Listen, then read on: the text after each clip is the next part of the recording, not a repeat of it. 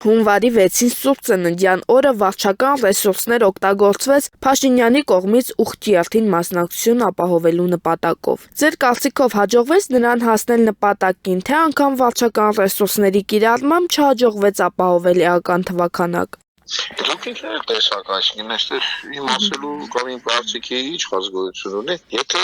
որևէ մի բան ուղղակի ռեսուրսների օգտագործմամբ է վարչական, տեսնում եք, որ չեն հաջողել, մեծ ապարատի համար այդքանի, թեկուզ մի 10,000 լիներ, բայց այդքան չկար վստահաբար, 5,000 հոգի ազգ լինեն, մի այդքան կարող է լիներ 3-ից 5,000, բնականորեն Երեք եկեղեցու բակում բարձրախոսով հնչում էին խոսքեր, անգամ հայհոյանքներ էինք լսում, հրահրող կոչեր կռվի, այս ամենը տեղի է ունենում հենց եկեղեցու տարածքում, սա ինչ է, ինչ կարող է նշանակել։ Հիմա տեսեք, որ ես էլ դա չասեմ, եկեղեցի նախ որևէ մեկը պիտի գնա իր կամքով։ Ոչ մեկին չես կարող հավատքի բերել կամ հավատքի ճշմարտության իր կամքի դեմ կամ ճնշման ներքո։ Ապաշխարությունը, խոստովանությունը, խորհուրդների մասնակցությունը պիտի լինի սեփական կամքով։ Եթե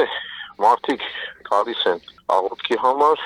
բոլոր եկեղեցիների դռները բաց է, իրենք ճիշտ ճանապարհի վրա են։ Եթե մարդիկ գալիս են ցույց անելու համար, այդ տեսանկյունի միջոցառման համար, ուրեմն եկեղեցի միջոցառման տեղ չի։ Իսկ թե այդ երևույթները ինչ կասեմ, իմ կարծիքից այնքան, ձեր կարծիքը ինչ է, նորմալ է, եթե կա հայոյան, նեղացներ, չգիտեմ ինչ, եւ այլն, չի կարող դա նորմալ լինել։ Եկեղեցական հասարակությանը մտահոգում է եկեղեցու կողմից ցուցաբերվող ներողամտությունը, քանի որ նրանք, ովքեր եկեղեցին Չուլան են անվանում եւ պահանջում են կաթողիկոսի հեռացումը, եկեղեցին վերածել են վայրագությունների վայրի։ Մինչդեռ տարբեր հոգեվորականների կողմից լսում ենք, որ պետք է լինել ներողամիտ նրանց հանդեպ։ Տեսեք,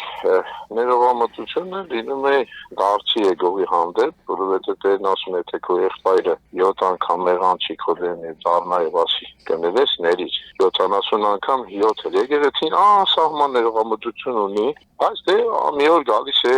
Աստված, ինչպես որ Աստված անսահման ներողամտություն ունի, բայց մի օր կա դատաստան, չէ՞։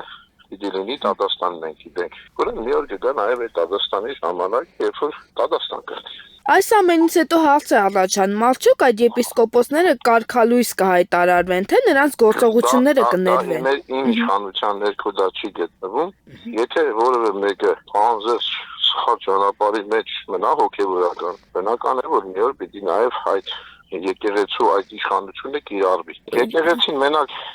կարգալույս լինելը կամ չլինելը հարց չի։ Կարգալույսը զրկում է իրենց իշխանությունից կարգանելու։ Մարդիկ ինձ խեցի առաջ թող լինեն, բայց մենք չգիտենք էլի ինչ իրավիճակ է, չէ՞։ Երբեմն լսում ենք, ասում ենք, որ ինչ-որ կոմպրոմատների ազդեցությամբ կամ տակ է, որ այդ ամեն ինչին գնում են, դա շատ տարբեր իրավիճակ է։ Չգիտենք, մի խոսքով, բայց կարող է լինեն, բայց դա Ռեափար հայրապետի իշխանության ներքո է։ Իսկ ինչ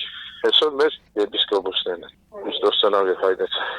Երեք տեսանք նաև, թե ինչպես փաստացիորեն ՔՊ-ի կողմից վերցվեց եկեղեցին եւ թույլ չտվեց։ Դա արդեն իրավապահների դաշտում է, որովհետեւ մեր սեփականություն հանդիսացող շենքն է մի կողմ դնենք, խոչընդոտվել է, ուրեմն կրոնական ցես անցկացնելու իրավունքը հավատավոր ժողովրդի եւ այնտեղի հոգեվոր հովի։ Սա արդեն քրեական հանցանք է։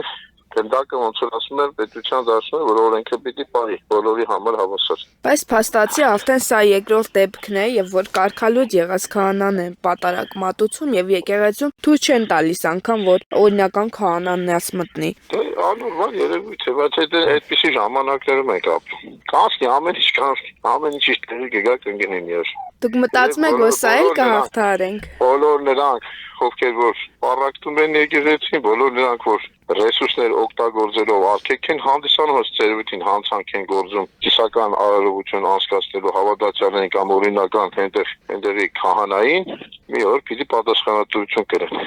Օրենքի առաջ ոնց որ բոլորը պիտի կրեն, եթե խախտում են օրենքը։